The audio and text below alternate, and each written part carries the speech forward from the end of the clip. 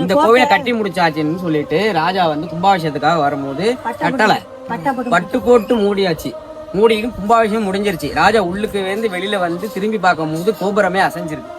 என்ன கோபுரம் அசைஞ்சிருக்குன்னு கேட்க போகையில பட்டு போட்டு மூடி, நீங்க வர்றதுனால காலதாமதம் வைத்து கோயில் வாழ முடியல சொன்ன தேதியில வைக்கிறதுக்காக பட்டு போட்டு மூடிட்டோம். அதனால பட்டு போட்டு மூடுறதுனால இது பட்டுக்கோட்டை என்ற பேர். எதுவுமே கிடையாது, கோயில் எல்லாத்துக்குமே நல்ல கட்டது, கல்யாண காட்சி கர்மாதி எல்லாமே அந்த சிவன் கிழமை இப்ப அதிகபட்சமா நல்லதுதான் அதிகபட்சமா இங்க செய்வாங்க. இப்போ தஞ்சை இது வந்து ஒரு சிற்றரசர் ஆண்டாரு. எங்க அம்மா உறவினர் ஒருத்தர் சிற்றரசர் ஆண்டாரு. அவருடைய சொந்த பேர் வந்து என்ன பேரு அப்படின்னாக்கா, ஆரம்பத்துல பேரு திருவிசநல்லூர்.